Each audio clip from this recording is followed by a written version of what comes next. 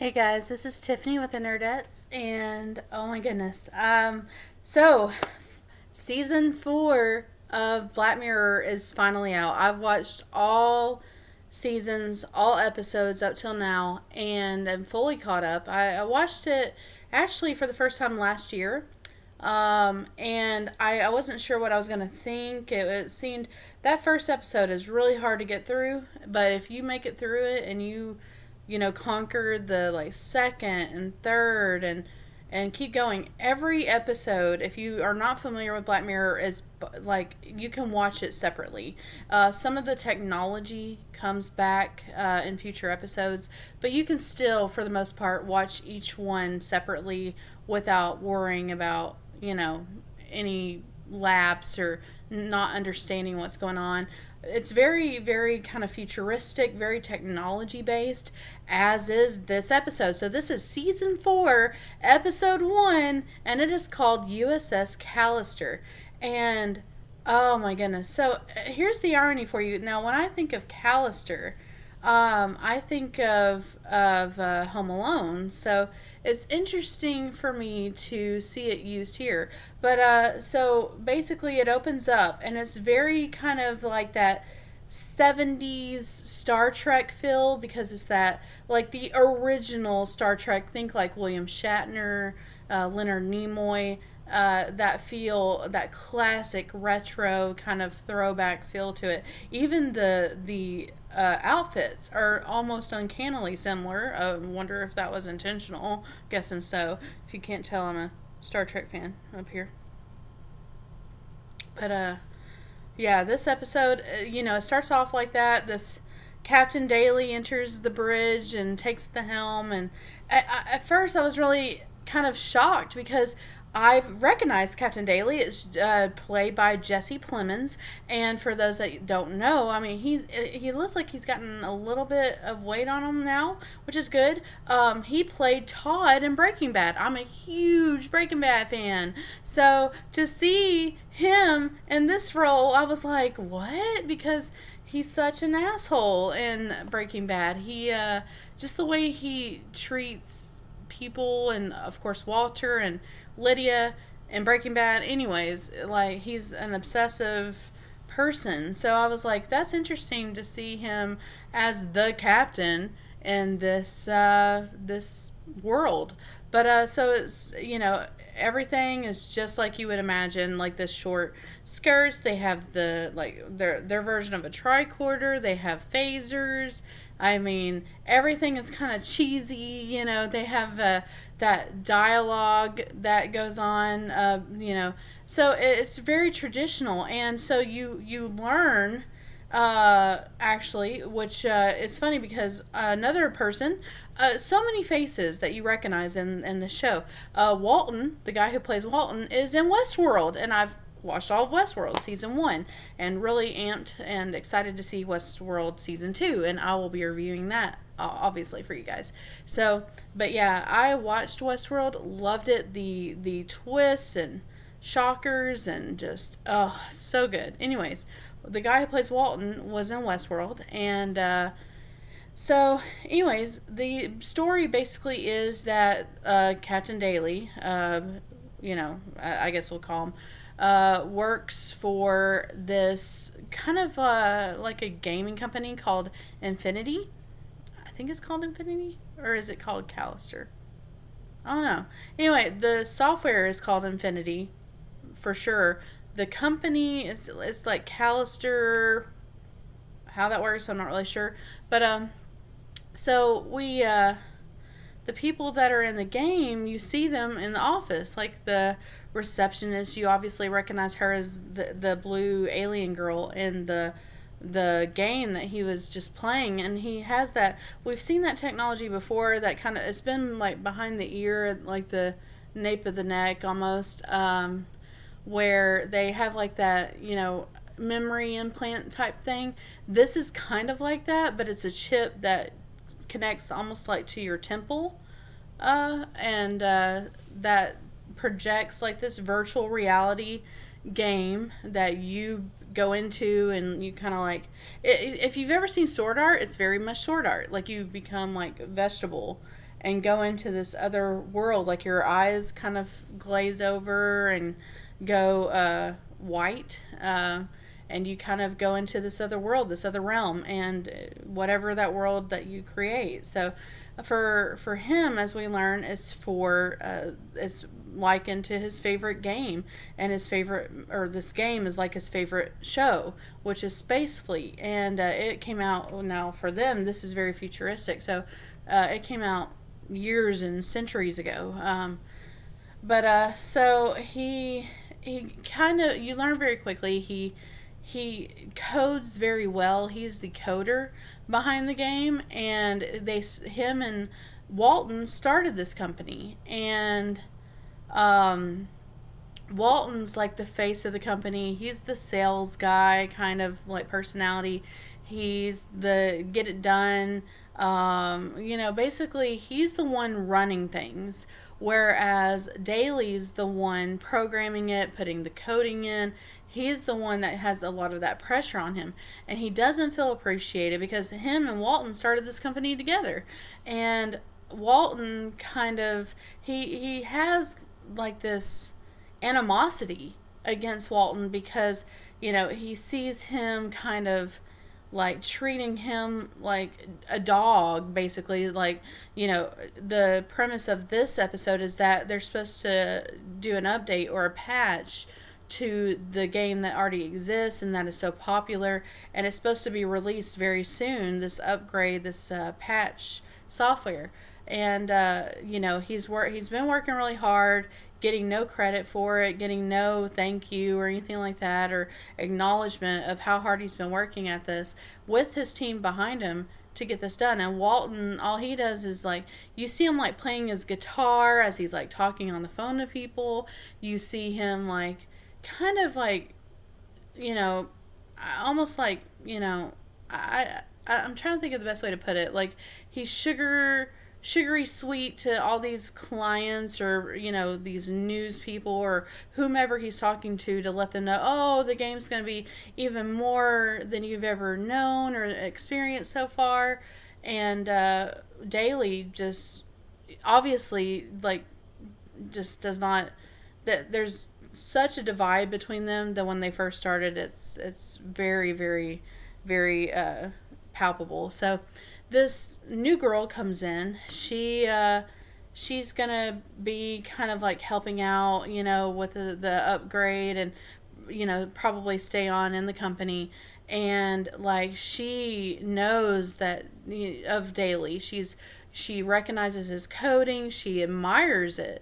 Like, understands that he must be a brilliant mind above the norm to be able to adapt and create such a code in this gaming system. So, she lets him know very quickly that she, admires what she has observed, and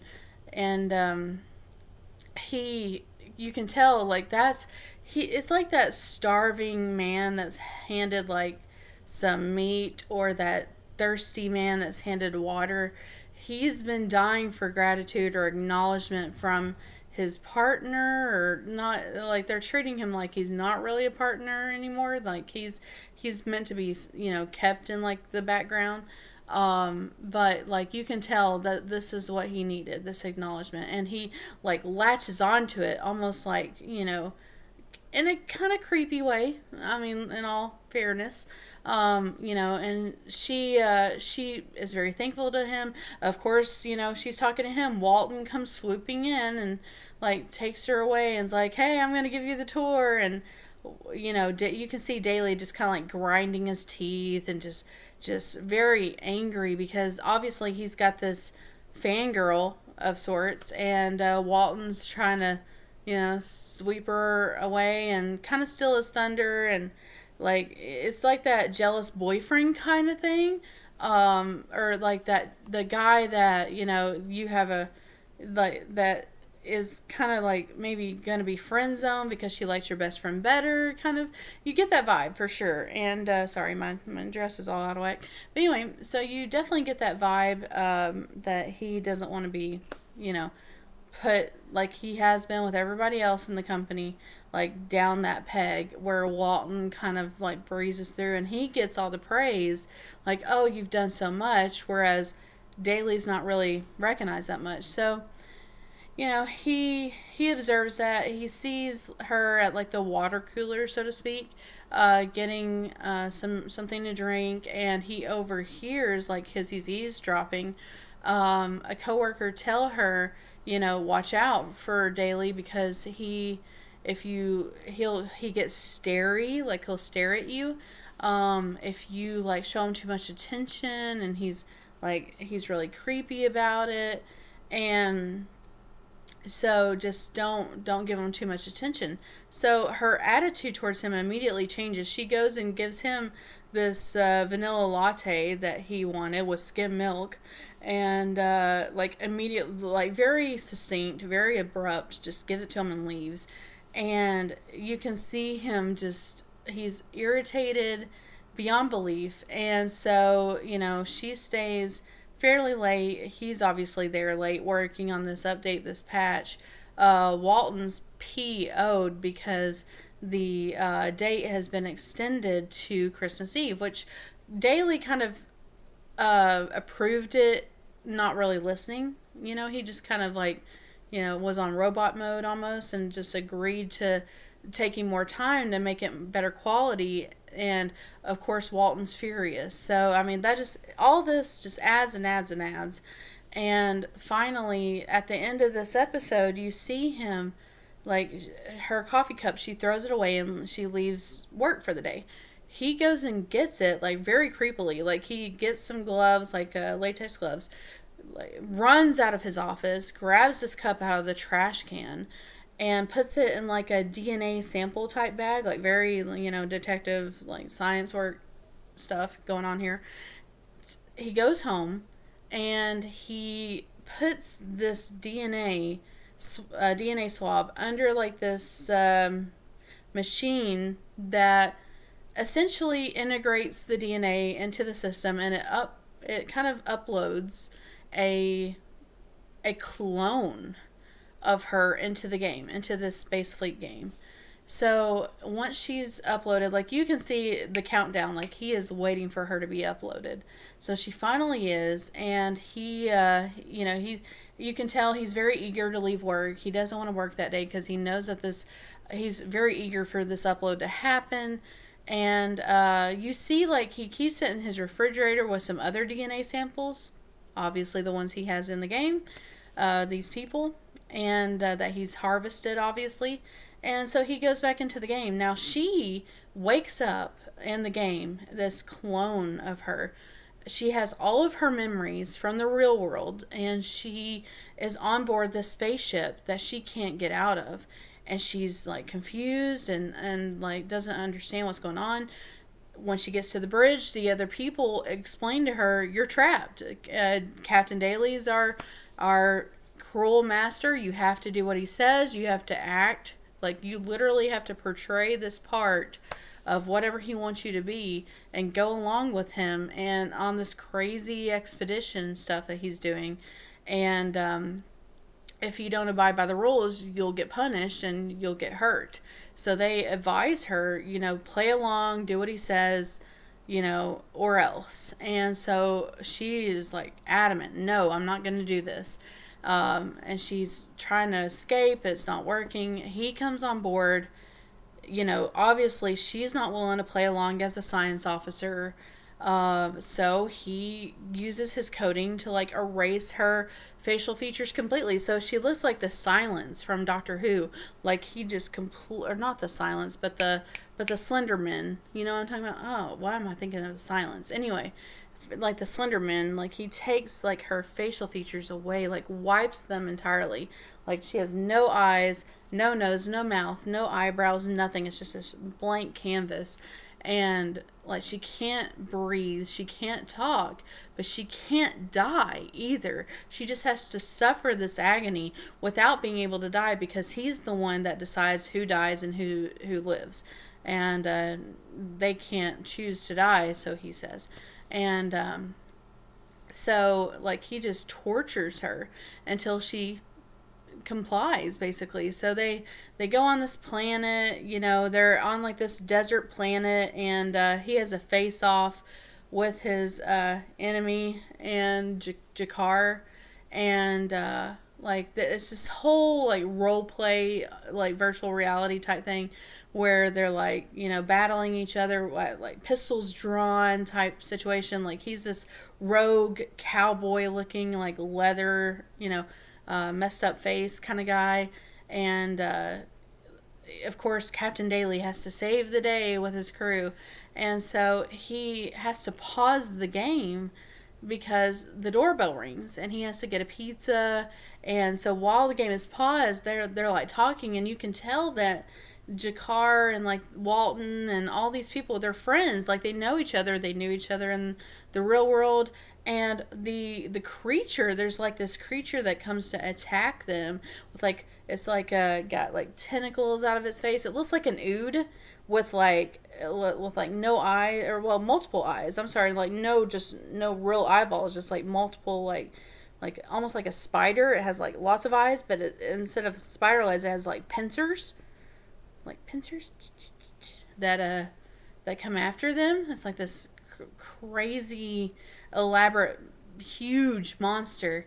And come to find out, it's someone who upset him and wouldn't play along, so he turned her into this creature as punishment. So now we know what happens when you don't play his game. So anyways, he resumes the game, saves the day, and Jakar begs him to kill him. Like begs him.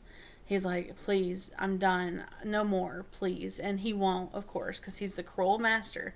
But anyways, like, ultimately, to kind of sum it up, she decides she wants to, find a way to escape. And, like, Walton tells her that Daly has a lollipop from his son, Tommy, and, like, he made Walton watch as he, like, he cloned his kid. His kid came into the office one day, and he showed him around.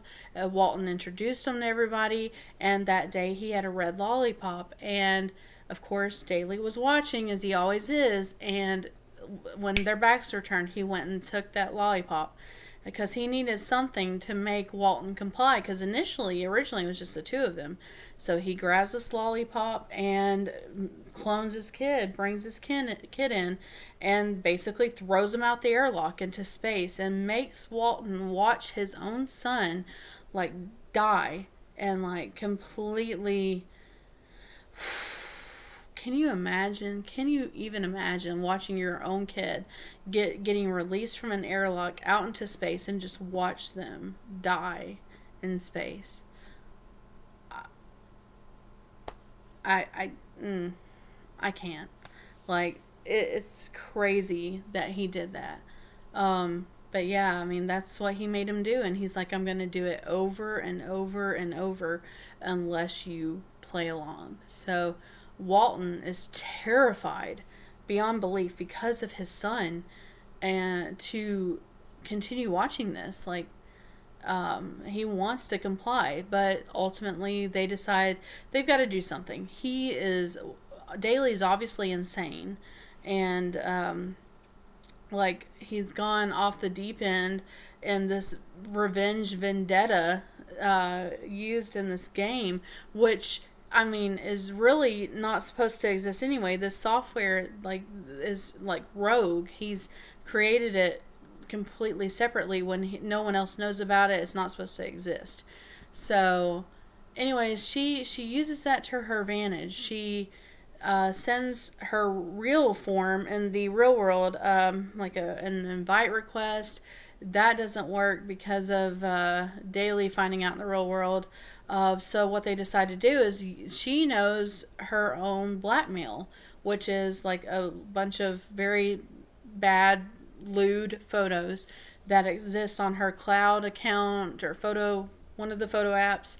And so she tells them she's got this elaborate plan where she's going to go off planet to this and get him there, stall him long enough for them to call her real self and try to like get rid of the DNA, and they're going to try to kill themselves. This wormhole has opened up because of the upgrade, because of the patch going through, that if they like with their knowledge, they think if they fly through it, they'll die finally, and all the data will be erased, and he won't be able to torture them anymore. So they do it. They do this elaborate plan. She goes off. She goes on a planet with him. Like, and she convinces him just to take her to look at some distress signal.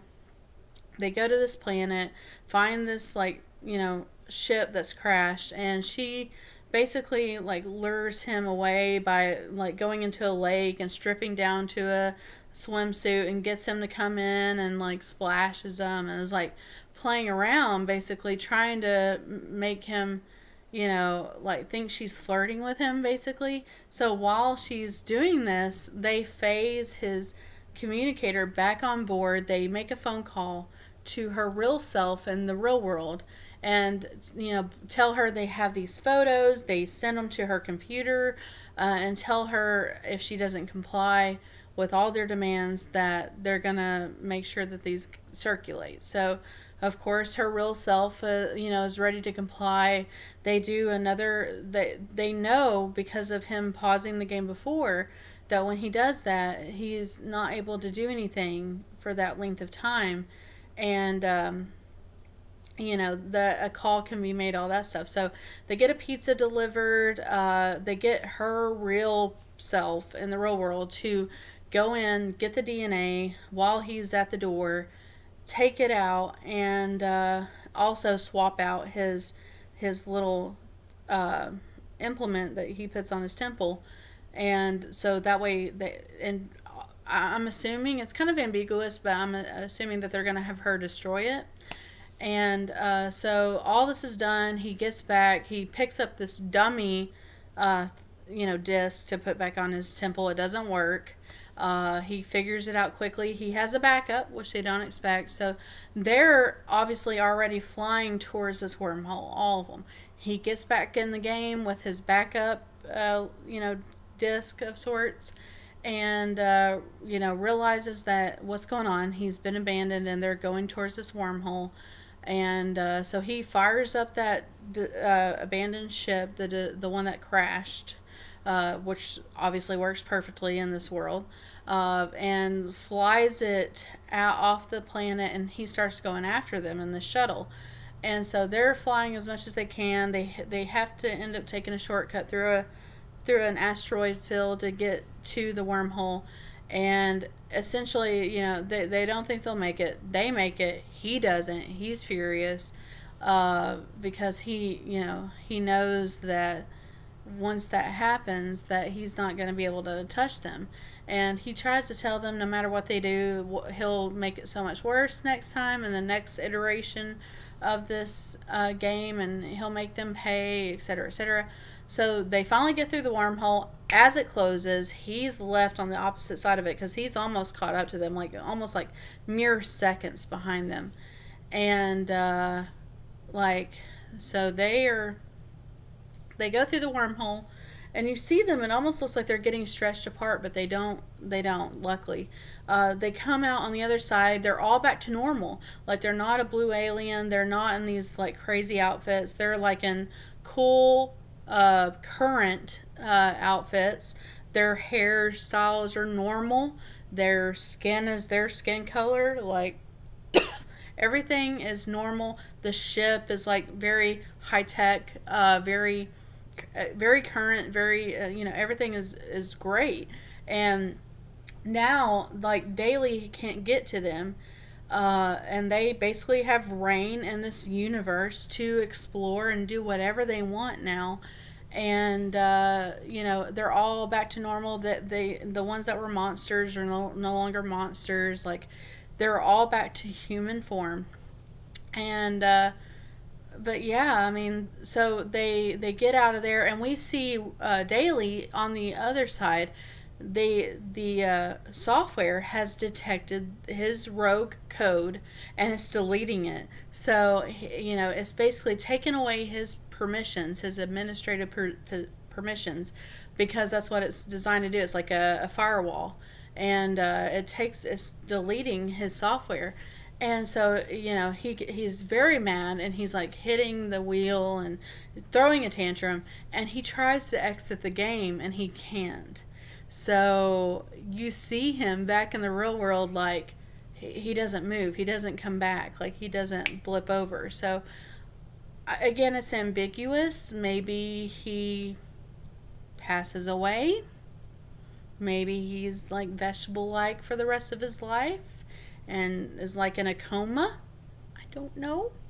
But that's kind of like the feel that it gives you, like the kind of direction it kind of leads you to assume. But the rest of them that are now they have reign in this world to do whatever they want. They are in this space, and all of a sudden this voice comes on, and it's this gamer 691 hailing them, telling them the minute this voice starts talking, I'm like, holy cow, there's no question. I know who that voice is. Now, being a Breaking Bad fan, we've already talked about how Daly is Jesse Plemons from Breaking Bad. He played Todd in Breaking Bad. I lost my shit when that voice came on, because it is none other than Aaron Paul, aka Jesse Pinkman from Breaking Bad. And he is Gamer691. You don't see him, you just hear his voice.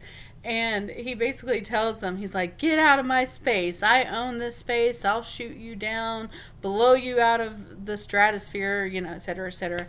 Basically, being like those gamers that, think they're the big dog, and try to, put other gamers in their place. It's like that. He's like, either you're here to trade or you're here to die. And he actually says that he's the king of space. And that's an interesting turn of phrase, because we've heard that from Captain Daly. He thinks he's the king of space. So, but whenever it's all code. So anyway, but so they end up deciding to leave. And but yeah, no, it just like blew my mind that it's Aaron Paul as a Gamer691. It's his voice. So we have two people from Breaking Bad in this episode. Like, oh man, like this already was an amazing episode. Like, I mean, even for all of its darkness and but I mean, being a Star Trek fan, if you can't tell, being an Orville fan, being a Firefly fan, being a fan of Breaking Bad, like this episode, like I'm a fan of gaming, like virtual reality, board gaming, console gaming. Like this is the episode to watch. Like, oh, such a good episode. Wow, this is a one heck of a way to start season 4 with this episode, USS Callister. Whew, wow, it is amazing. But yeah, so, and I was remembering it is the company name because, Daly makes that kind of snide comment that's the one thing he would let me have, So anyway, yeah, what an episode. If you haven't watched Black Mirror and you're just now kind of hearing about it, again, this episode is unlike any of the others. I have, again, watched all of them, and it goes from like psychological thriller to horror to like gaming to like almost like a reflection on us as humanity, our social interactions, social networking, how much we rely on likes and people to like us, and our rating and all this other stuff, especially as YouTubers, our responses, our likes, our subscribers, whatever. I mean, there's so much commentary on stuff that we're already dealing with. So, I mean, this whole series, I highly recommend it. It does get dark and twisted. This episode, no exception. It goes a little dark, obviously, a little bit, psychological thriller, but again, has that gaming, has that nostalgia, has the retro vibe, with just everything that you could want in an episode. But I highly recommend Black Mirror. It's one of my absolute favorite series, actually, which is kind of interesting for me to say because I'm very picky, but I do love the series for what it is. But highly recommend it. We are doing some giveaways. I am going to be posting a video on that. We're actually giving away an NES Classic and an SNES Classic, but just because of complaints we had on our last gaming giveaway, where we gave away 2 games at once, everyone wanted to make sure that they got the right amount of entries in each drawing. So we're going to separate them and just do one at a time to make it a little easier, and so you guys know for sure you're getting the right amount of entries. And we're going to give away the NES Classic first, and then I guess just do another giveaway after that giveaway ends for the SNES Classic. We're probably going to give away a Nintendo Switch. We're just amping it up more and more as we go on. So hopefully you enjoy that. We appreciate having you guys. Definitely subscribe to the channel so you can see those giveaways in future videos as well. You can also like us on Facebook at facebook.com/thenerdettes. And again, we appreciate you guys watching. Thank you so much. I appreciate it, and we'll see you guys later. Bye.